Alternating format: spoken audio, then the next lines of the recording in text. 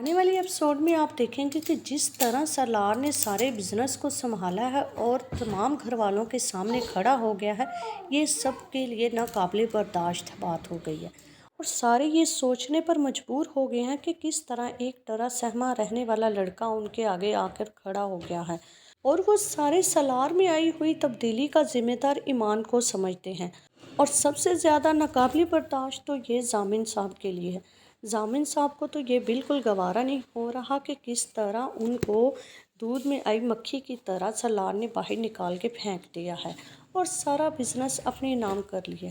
यही बात उनको खटकने लगी है। आप देखेंगे कि जामिन सलार को कहेंगे कि तुम्हारी तो इतनी हिम्मत नहीं थी कि तुम कभी मेरे आगे बोल भी सकते और सामने बैठ के खाना भी खा सकते। जैसे ही जामिन साहब ईमान का नाम लेंगे, सलार से ये बात बर्दाश्त नहीं होगी।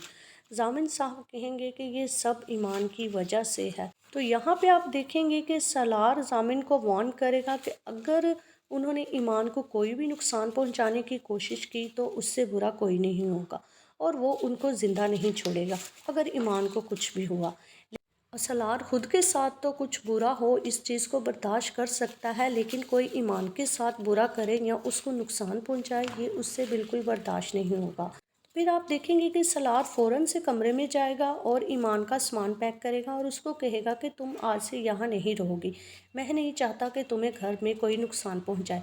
फिर आप देखेंगे कि ईमान उसकी हालत देखकर परेशान हो जाएगी, घबरा जाएगी कि आखिर सलार इस तरह की हरकत क्यों कर रहा है। तो सलार उसको कहेगा कि मैंने बाबा की आंखों में आज वही जुनून देखा है जो मैंने 24 साल पहले देखा था, मामा को मारने से पहले। यहाँ पे आप देखेंगे कि ईमान उसको ठंडा करने की कोशिश करेगी और उसको समझाएगी कि जब अगला बंदा धमकियों पर उतर जाए तो समझ जाओ कि वो कमज़ोर पड़ गया है और वो सिर्फ अपनी धमकियों की वजह से तुम्हें डरा रहा है। ऐसा बिल्कुल नहीं है, मुझे कोई नुकसान नहीं पहुंचा सकता और ना ही तुम्हें कोई नुकसान पहुंचाने दूंगी।